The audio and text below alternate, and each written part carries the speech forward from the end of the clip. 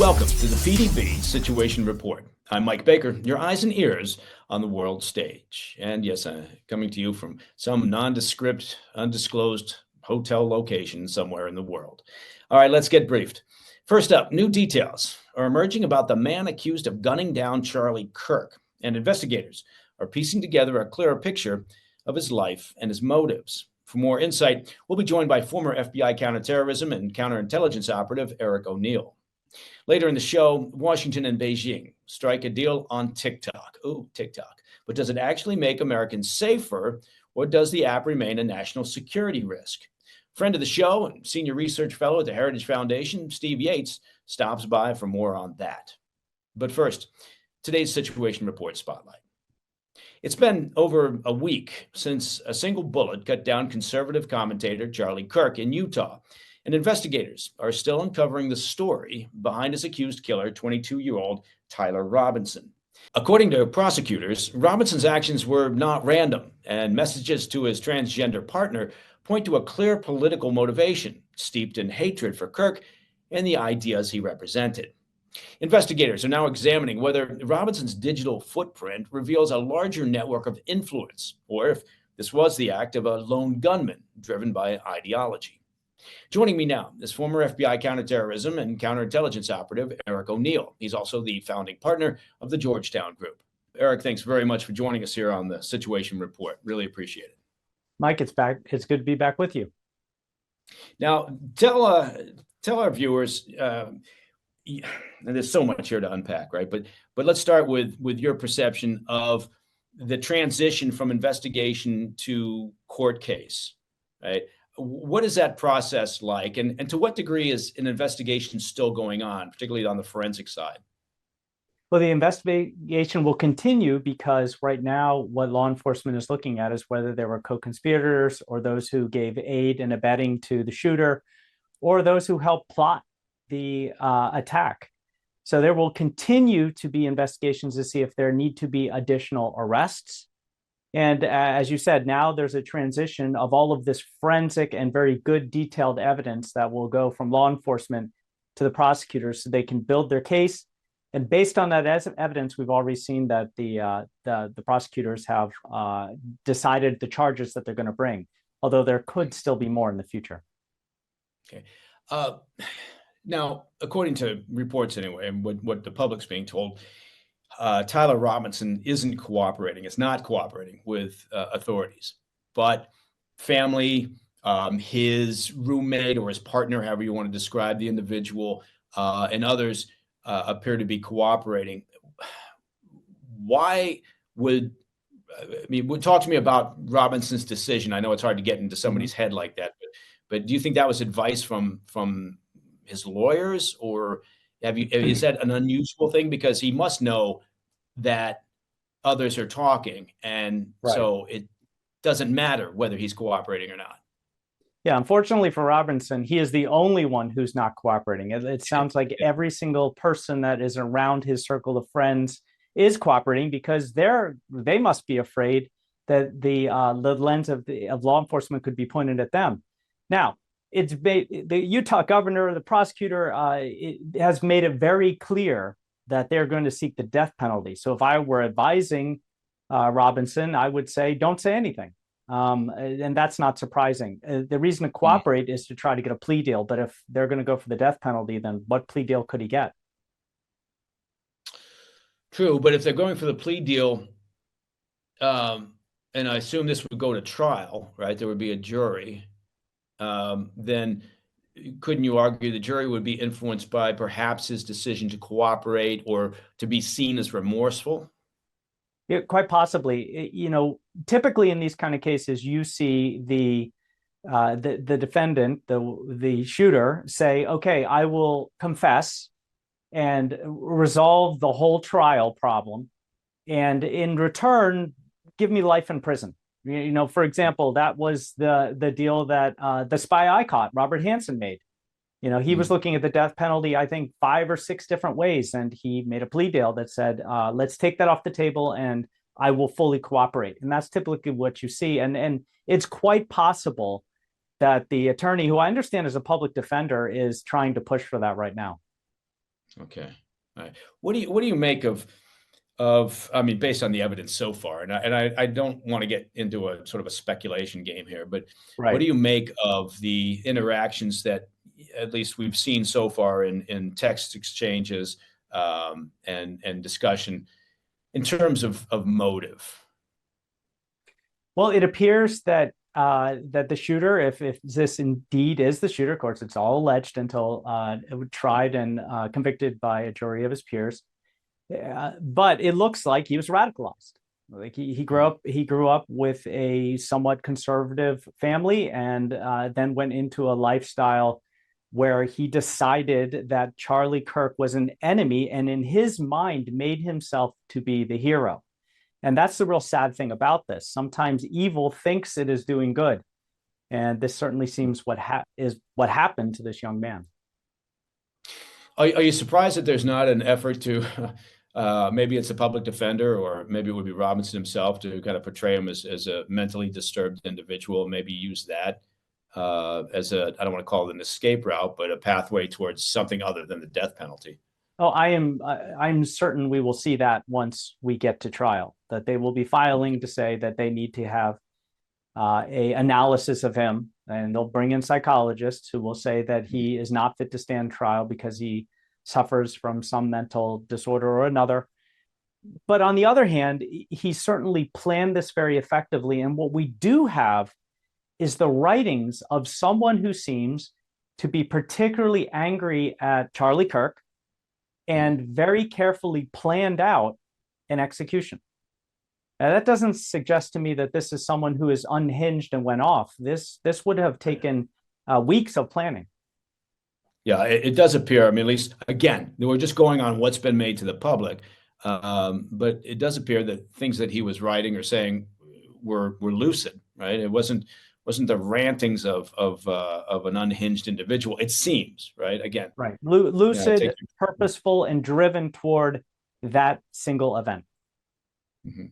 I want to switch gears a little bit, if I could, Eric, and get your impressions. And I'm going. I don't want to play armchair quarterback. That's not the job here. But Mhm. there is a hot wash that happens after something like this, right? Where there has to be. You look at the security arrangements that existed, and you look to ensure that the next time, you're mitigating the risks. If you could talk to me about your perception of Charlie Kirk as an individual, as someone in society with a very high profile, obviously some enemies, and then talk to me about sort of the event process and the environment that he was in. Right. Well, unfortunately, I think we've seen the end of these open air events. I think that you Mhm. will see speakers that are at Charlie Kirk's level, that are controversial and that have death threats against them being inside, where security can better secure every single person who goes into, say, an auditorium. If it's a speaker of that wide renowned, there could also be, a keynote in a coliseum where you have doors that can be manned by security and checking everyone who goes in. It was impossible to secure that area where Charlie was speaking. And it had too many outbuildings. He does not have the security team to do that, even with law enforcement presence. He would have had to have something like a presidential Secret Service protection unit in order to sweep the buildings, have counter snipers. And you saw what happened in Butler, Pennsylvania. Yeah. Even that wasn't adequate to protect Trump from someone taking a shot at him from a building that the shooter should never have been on top of. So for Well, Charlie Kirk, it was on Butler was personal shocking from detail. Yeah, it would yeah, have been Butler impossible. was shocking from the fact that you had the highest level professionals out there, and yeah, there was such a gap in the coverage and the planning and the Exactly, communication. But exactly. But then I you have a civilian who's hiring his own security and relying on law enforcement that's provided by the state. He doesn't even have that close to that level of security, and you can see how a shooter could get on a roof and take that shot easily. Right, and again, it was fairly well known. Charlie had talked about it himself. He was receiving or had received death threats in the past, as have a variety of other sort of lightning rods in that arena, of pundits or speakers, or however you want to, activists, however you want to refer to them. Again, speculation, I suppose, but it's not hard to imagine that this kid, Tyler Robinson, obviously clearly must have seen video of Butler and probably was familiar with the campus. I assume looked around there at some point. He probably recce'd the campus and the environment there for the speech or the event. Looked up, saw a roof, thought about Butler, and thought, well, there's a shot. That's quite possible. And you're right, Mike. He would have had to be on that campus at some point before the shooting because he would have had to determine how far away that rooftop was from where Charlie was going to be. And he would have had to known where Charlie would be when he was speaking, where those rooftops were, because he would have had to dial in his scope. You can't just lay up with a weapon like that and fire it. You actually have to know the distance. Yeah, no, exactly. I would assume again, you do the recce, then you go out and you practice. And look, if he was down in the St. George area, that place is wide open spaces down there, right? So exactly. Going out and plinking at a few hundred yards is not uncommon. Eric, a lot more questions to throw your way, but if you could stay right where you are, we have to take a very quick break, and then we'll be back with more from Eric O'Neill in the Situation Report. All right, stick around. Hey, Mike Baker here. Let me take just a moment of your time to talk about personal finances, right? That's an important topic. Look, you may have noticed the cost of everything is still somewhat out of control, right? Grocery bills, utility bills, gas bills, you get the point. And for many folks, they're relying on credit cards to cover those essentials. Now, if that debt is piling up for you, well, you're not alone. Get this, Americans collectively owe over $1 trillion in credit card debt. That's right. So by now, you may have considered reaching out to my friends over at American Financing, but you hesitated because you don't want to give up your low mortgage rate. Well, there is good news. They've created what they're calling the Smart Equity Loan. It's a solution designed to help you take control of your finances without touching your current mortgage. That sounds pretty good. Unlike a HELOC, which can have varied interest rates, the Smart Equity Loan offers a fixed rate. That means one predictable monthly payment, giving you peace of mind.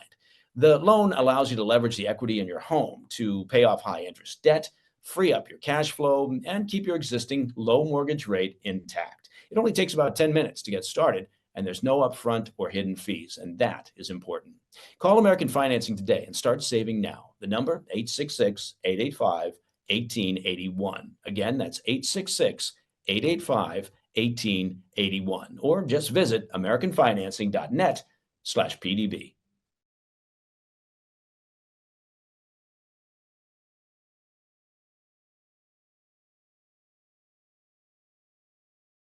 Welcome back to the PDB Situation Report. And joining me once again is former FBI counterintelligence operative and founding partner of the Georgetown Group, Eric O'Neill. Eric, thank you very much for sticking around here on the Situation Report. This may seem like a strange question, but again, sticking with the Charlie Kirk assassination, is there any one thing that has stood out so far and has surprised you? Or I mean, again, given your background, you've had a lot of experience, you've seen a lot of things. I'm just wondering whether any one thing stood out so far. Well, so far, after the shooting, it's kind of following a very unfortunate outline that we've seen before in these sort of shootings, this anger and this outrage that turns into violence. One thing that did stand out to me that we've learned the reason why is the fact that the shooter used a bolt action rifle, which would have allowed him to have one shot before Charlie's close protection moved in to protect him. So he would have had one shot to hit. Well, now we've learned that it turns out that this was a gun that his grandfather gave him. It was a very special weapon, and it's the one he had. I always wondered why he chose that instead of like an AR-15 where he could have gotten off 3 or 4 shots in that time. But now we know. Well, I'd like to thank Eric O'Neill, a former FBI counterintelligence operative and founding partner of the Georgetown Group, for joining us here on the Situation Report. We had a couple of technical difficulties there during the second segment. Those were on my side. It happens when you're traveling and you're overseas. But anyway, we'll get him back on soon because his experience and insight is terrific, and we'll have plenty to talk about at that point. But again, thank you to Eric O'Neill for joining us here on the Sit Rep. By the way, did you know that if you were a premium member of the President's Daily Brief, right now you can avail yourself of a second episode in our brand new series for premium members. It's called The Day the World Almost Ended, which is it's a very cheery title. I'll tell you what, it may not be a cheery title, but it's an excellent series. This second episode takes us all the way back to the Cuban Missile Crisis, when we look at a situation where one man's courage, one man's decision basically kept the world from blowing up. The whole series looks at days in history when we were on the brink of destruction and somehow managed to pull back. And usually it was because of one person's courage. So again, that's the day the world almost ended. Second episode is making its way to the launch pad, and you can access that by being a premium member of the President's Daily Brief just by visiting pdbpremium.com. All right, coming up next, TikTok gets a new deal between Washington and Beijing. Does it fix the problem or not? Steve Yates, friend of the show and of the Heritage Foundation as well, stops by to give his insight. Stay with us. Hey, Mike Baker here. Now, you've probably heard me talk about the great company Jacked Up Fitness and their amazing all-in-one home gym. Look, for home fitness, that thing's a game changer. Well, now I got something else to tell you. It's coming from Don and the terrific team over at Jacked Up Fitness. And they know that many people are short on time and also short on money, but still want to get fit. So here's the thing. You can now start your fitness journey for under $60 and in just 6 minutes each day. And for those of you of a certain age, here comes a blast from the past. Introducing the all-new Shake Weight by Jacked Up Fitness. That's right. 15 years ago, the original Shake Weight shook the world. And now the fitness legend returns, bigger, better, and built to perform. And why now? Well, I'm glad you asked. Because science has finally caught up with the importance of explosive power and fast twitch muscle training, something that the Shake Weight delivers in a compact, powerful way for beginners, for heavy lifters, and serious athletes alike. The spring-loaded weights on each end send shockwaves of energy throughout your whole upper body, forcing your muscles to contract up to 240 times per minute.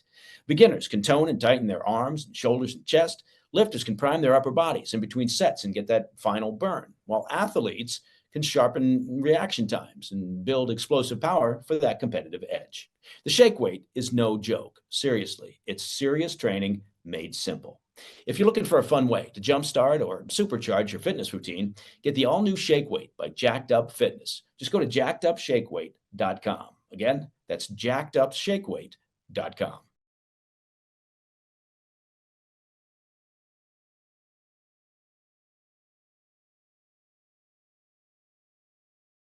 Welcome back to the PDB Situation Report. Washington and Beijing have reached a deal on TikTok, but questions remain about whether it actually reduces the risks tied to the Chinese-owned app. Under the agreement, TikTok's American assets will be transferred to U.S. owners from China's ByteDance. The new owners are said to be a consortium, including Oracle, Silver Lake, and Andreessen Horowitz. Still, critics warn that the deal might not erase the app's roots in China or the potential access Beijing has to millions of Americans' personal data. Lawmakers from both parties continue to describe TikTok as a surveillance tool with a video feature, raising concerns that this latest compromise is more political than practical. Joining me now is Steve Yates. He's the Senior Research Fellow for China and National Security Policy at the Heritage Foundation. Previously served in the White House for the Vice President as Deputy National Security Advisor. Good friend of the show, snappy dresser, quite witty as well. Steve, it's great to have you back on the Situation Report. Thank you, Mike. Pleasure to be back. Now, let's. I'm going to start with a big, broad question here. Tell me what's going on with TikTok. Where are we at right now? Well, this has been a slow motion development. There was a very important law that Congress passed that said that the Chinese Communist Party has been using TikTok as a weapon. They've been harvesting our data, manipulating our children, and they have been censoring the truth by way of this tool, and that is all to serve Beijing's interests, not America's. And so the Congress, in its wisdom, passed a requirement that the ownership of TikTok's parent company, ByteDance, divest at least 80% ownership, and that the algorithm and data be in a friendly entity's complete control. That would address the primary national security concerns out of the ownership and information control elements of TikTok. There's still the broader questions of social media, et cetera, but this was a pretty dramatic move. The President Trump famously in the latter part of his reelection campaign, turned to TikTok, which he had not participated in his first term, had advocated that the app be removed from government phones at the recommendation of his son Barron, saying to engage younger people in the campaign. And after meeting with success in that, they came into the White House and thought, well, we don't have a deal yet on this, but we don't want to turn this platform completely off. And that's when the search for new buyers came in. There has been a delay in implementation of this law. Some would question the legality of the extensions. But here we are now with a proposed group to buy 80% and follow these requirements, and we're waiting for the deal to sign on the bottom line. Okay, where do you stand on this? Is TikTok in its current state and its current form, under its current ownership, is it a threat to national security? 100% it is, in my view. And I think there's been several use cases that would show some of the risks, but it really comes down to that ownership, data, and algorithm, those three elements. And the data part, data mining is something that goes on in commercial industry all the time. There's going to be risks on that. People might have a different line of where that is measurably more dangerous. The algorithm, though, you can manipulate what goes into people's timelines. One of the acid tests for this is if you look at the algorithm for what content goes to the 18 to 35-year-old Chinese users of social media, you'll see content that is encouraging them to pursue their careers, heavy emphasis on hard sciences and engineering and things that would make a good commitment to the People's Republic. If you watch, come on, that's what the kids in America are watching too, right? Yeah, Science videos. They sort of have people in odd outfits doing inappropriate things, hitting the top of their timeline. Plus the communication functions of it sometimes also are promoting advertisements for illegal substances, but basically it's dumbing down and distracting the same demographic for our kids. You know what I got on my TikTok is an insane number of raccoon videos, right? And I keep asking you the have same to be question. careful. It can go off. Where in can a I lot get a of goddamn directions. pet raccoon? That's right. That's what I don't understand. Where are these people getting their pet raccoons from? Because I want one. Yeah. Now, let me ask you this. Is TikTok allowed in China? I know what you're saying about the algorithm is different, but inside of China, can they access TikTok or do they have some other system? They have their version of this. Okay. So ByteDance is a Chinese company. They do run social media inside China, but these things are siloed. And, under a normal multinational model, you might have siloed implementations of different apps and services. But if you take another use case of this where I think that there's some evidence of an issue, after October 7th happened in Israel, instantaneously feeds were filled with radicalized messages that seemed to provoke, if not organize, demonstrations, flash mob almost, and in universities and capitals around the world, but hitting a lot of American audiences. And it's almost impossible to imagine that having been spontaneously the case. And so if you look at whether it was the Summer of Love in 2020 or the pro-Palestinian, pro-Hamas protests that broke out in America after October 7th, there's some evidence out there that someone was turning the dial up on this. It was unlikely to be the U.S. government, and it wouldn't be a real commercial interest. Yeah, I'm old enough to remember that the Summer of Love, I believe, was actually 1969. I don't know what that happened in 2020. Yeah, I wouldn't have called that the Summer of Love, but whatever. But here's the thing about it. It is interesting because if you imagine, right, and this is not hard to imagine, that the Russian regime or Xi Jinping's regime in China, even the Iranians to some extent, although they don't necessarily have all the same resources, if their goal is to, in a low-cost way, to influence hearts and minds in the West, right? Let's just narrow it down to the U.S. Then in the old days, you had to do all sorts of things. You had to pay journalists to, put newspaper articles in. Maybe you got a radio ad at some point, whatever it was. It was low tech, and it took a long time, and you had a network of humans that you had to go through. And now the ability to split and divide, the ability to have very nuanced messages, right? Not that the average American is out there is overly nuanced in the way that they view social media, but it is a remarkably effective tool at a relatively low cost for whether it's the Russians, the Chinese, or anyone else with resource and motivation to start using our freedoms against us, right? And they're very smart. They look and they say, okay, well, look, racial divide, right? Divisiveness, right? That's a very effective tool. Let's focus on that, right? So the next thing you know, they're blanketing social media with messages that then other people who are unwitting, they don't mean to, but they're looking and then they're forwarding that on. It's an amazing world that we live in, and I think most people don't understand just how aggressive other nations not necessarily aligned with ours, how aggressively they use social media. No, I think that this is definitely one of those things where the elephant was sneaking in under the tent, but before we knew it, it was completely inside the tent. In a past life, you knew me involved in some silly business of politics. And in that time, we were learning how some of these technologies could be used to engage voters, move campaigns. And of course, others were figuring out how to spread nasty things about me. And there's nothing really nasty about me to spread, but somehow they made this stuff up. And that was a microcosm. But if you imagine an unlimited supply of population, an almost unlimited budget because of very friendly investment and trade policies of the United States transferring wealth, technology, and opportunity to you.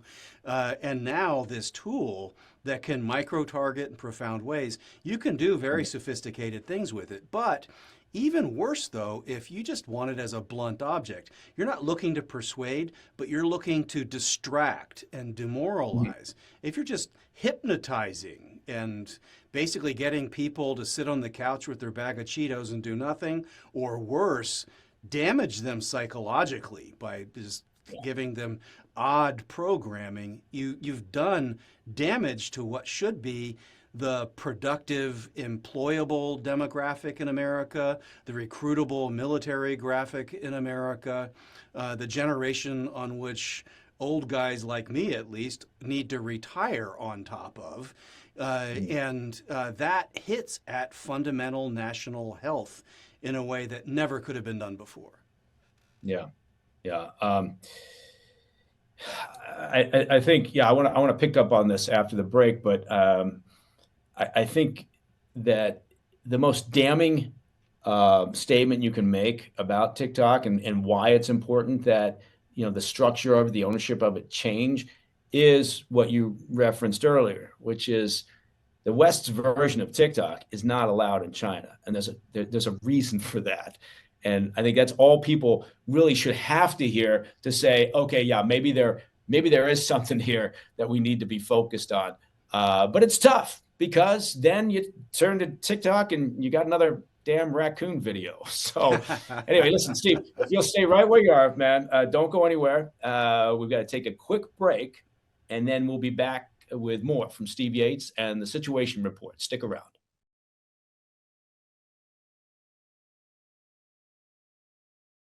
Hey, Mike Baker here. Now, this podcast is brought to you in part by Stash. Imagine investing without ever picking a single stock. Well, with Stash, the experts handle the hard part for you. Stash isn't just another investing app. It's a registered investment advisor that combines automated investing with expert guidance, so you don't have to worry about figuring it out on your own. Choose from personalized investments or let Stash's award-winning smart portfolio do the work for you. With Stash, investing doesn't feel like gambling. It's simple, it's smart, stress-free, so your money can finally start working as hard as you do. Get access to world-class financial advice with personalized guidance, just $3 monthly subscriptions. That's right, I said a $3 monthly subscription. Stash has already helped millions of Americans reach their financial goals. So don't let your money sit around. Put it to work with Stash. Go to get.stash.com/PDB. That's get.stash.com/PDB to see how you can receive $25 towards your first stock purchase and to view important disclosures. That's get.stash.com/PDB. Paid non-client endorsement, not representative of all clients and not a guarantee. Investment advisory services offered by Stash Investments, LLC, an SEC registered investment advisor. Investing involves risk. Offer is subject to terms and conditions.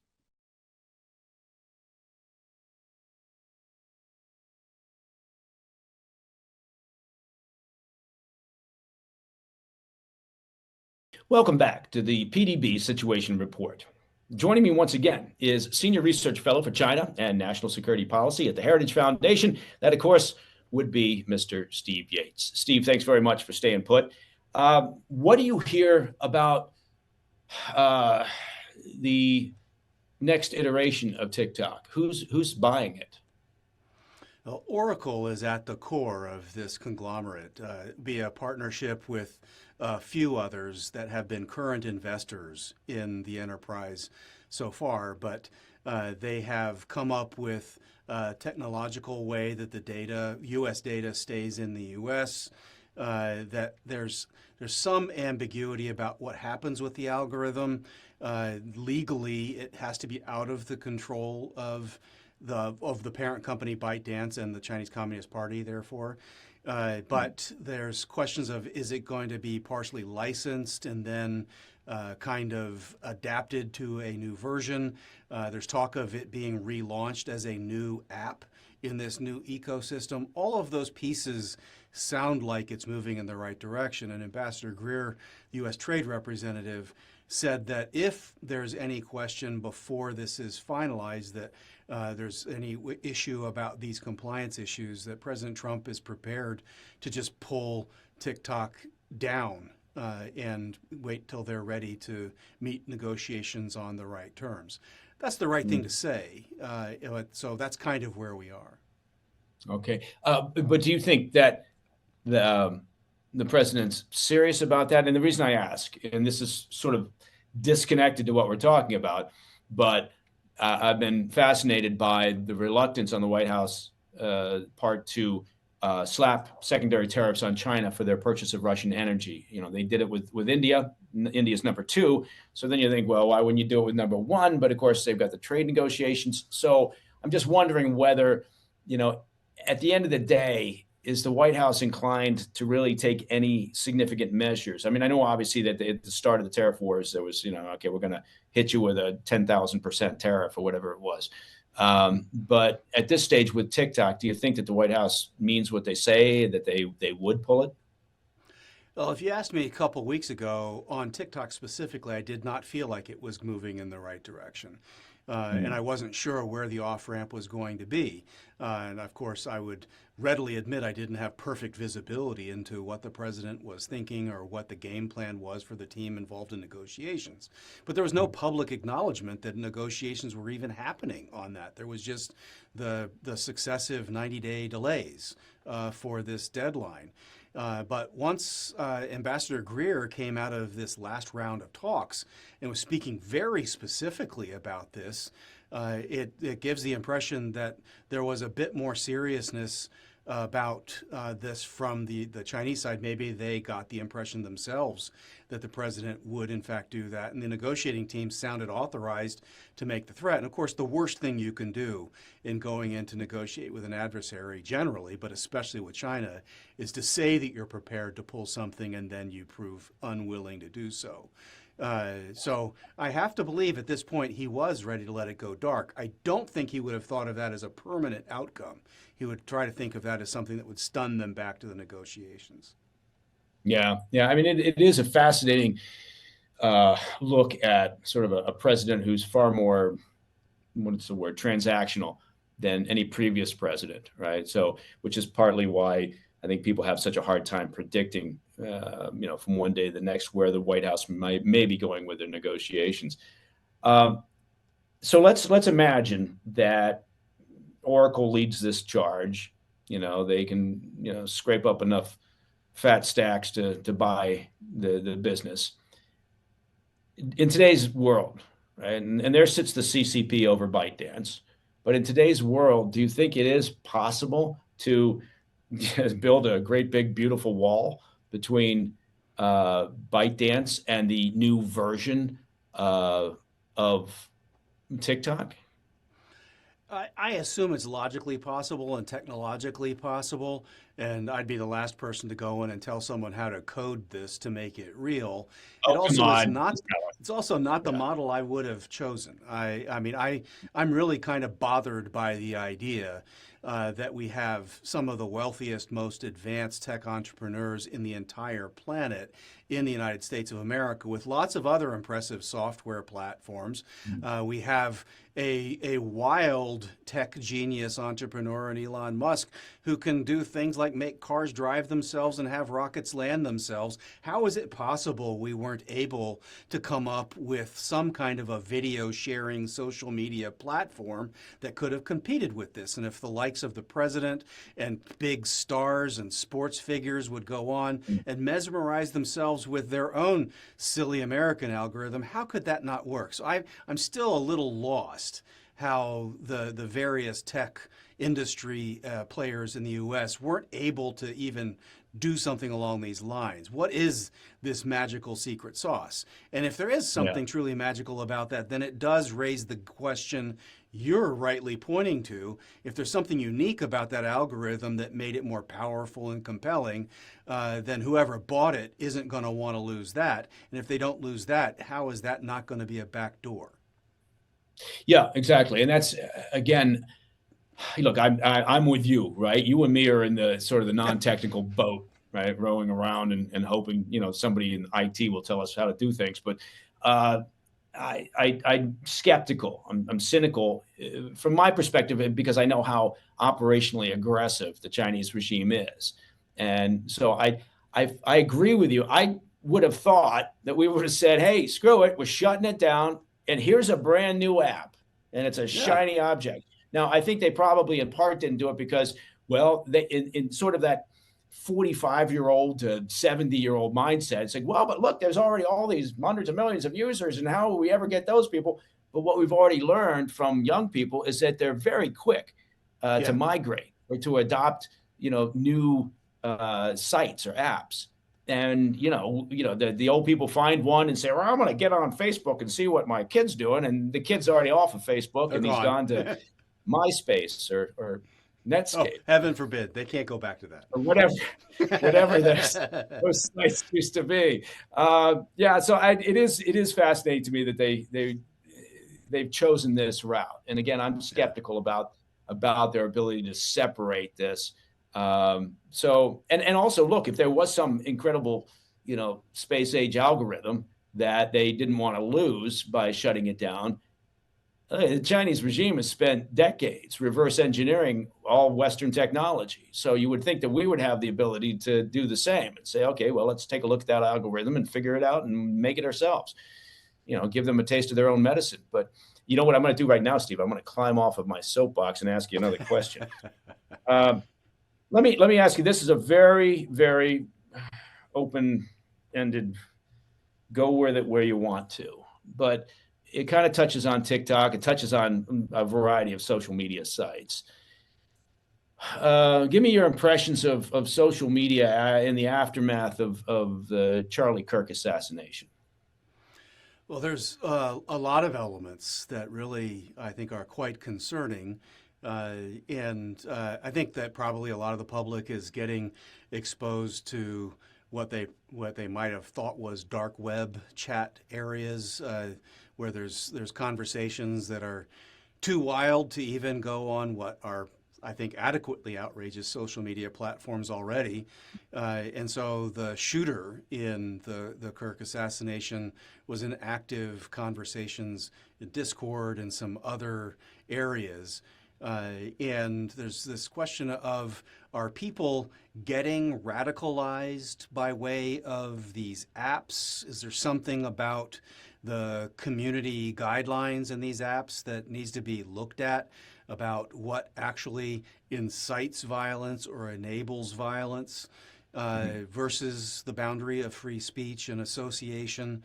And And I think that there's just a lot of concern also. Take that awful video. I happened to be live on air on television when the shooting occurred, and then they just showed the video. Frankly, I was shocked. They actually showed him being shot on air. I mean, it was a recording that they were playing back. I'm just amazed. If it was live, you'd expect it to go by. I was kind of amazed that they showed that. And then was reacting to it. But that was a microcosm in television. It was, then there's choices for social media platforms for what do you show? What kind of commentary around that do you show? What's the next video after that that you put into someone's feed? And then do you use that to make them more radicalized one way or the other? There is deep science that all of the social media platforms are informed by that they put in to try to make you angry, because if you are angry, you will remain. And if you remain, you're open to more engagement, more advertising. They can monetize your addiction. And so you see this, then it has that effect. And then you take it back to where we're talking about TikTok before. This isn't just domestic actors that could be at play. What if foreign actors want to inflame this? What could they do to raise questions? We already see the discussion, sadly, before his funeral. God bless his family and everyone else. A terribly destructive line of debate about the role of Israel and anti-Semitism in social media and politics. And was that a part of this? Well, that is 100% tied into our algorithms pushing those conversations to what demographics and dialing them up or down. So I think there's a lot of troubling things, but all the more reason why if we can't settle what's constitutionally protected clearly among our citizenry, we should at least be very, very clear beyond our sovereign shores we want to have safeguards. And that's not easy, but that I think has to be where a lot of the focus is.